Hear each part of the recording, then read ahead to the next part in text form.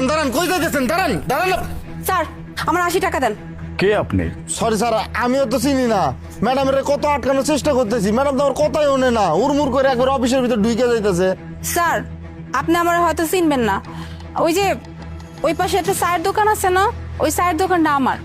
আপনার অফিসের ওই একটা ম্যাডাম আছে না, ওই যে খুব সুন্দর সাজিয়ে গুজিয়ে থাকে সব সময়, হে প্রায় যে আমার দোকান দিয়ে কফি খাইতে। আজকেও গেছিল, কফি খাইছে, কফি লয়ে এসে, কিন্তু আমার টাকা দেয় না। আমি টাকা নিতে আইছি স্যার। আমি কি পাগনা দিব? হ্যাঁ, কষ্ট করে ইনকাম করি আর প্রত্যেক দিন এরকম যাইবো আর হে টাকা দিব না? যে কফি লয়ে আইবো, এই লয়ে আইবো, সেই লয়ে আইবো। আজকে এক কাপ কফি খাইছে, আমি টাকা দিয়েছি, আমার লাগে দুর্ব্যবহার করে চলে আইছে। এর লেখা আনাইছি আর আপনি আমার টাকা দিবেন। ম্যাডাম এই যে আপনার ব্ল্যাক কফি ধরেন। আরে ম্যাডাম কই যেতেছেন? আমার টাকা দিবেন না? কি বললি তুই? আমি তোকে কফির বিল দিব? এই তুই চিনিস আমি কে? তোর কত বড় সাহস, তুই আমার কাছে কফির বিল চাইতেছিস? আপনি কেটা? এটা আমি কি করে জানবো আপনি কেটা? শোন, তোর কপাল ভালো যে তুই আমাকে চিনিস না বলে বিলটা চেয়েছিস।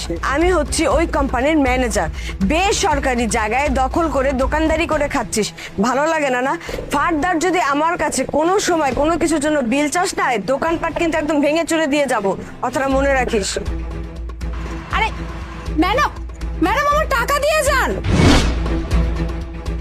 বুঝতে পারছি। আচ্ছা, বাই দ্য ওয়ে, আপনি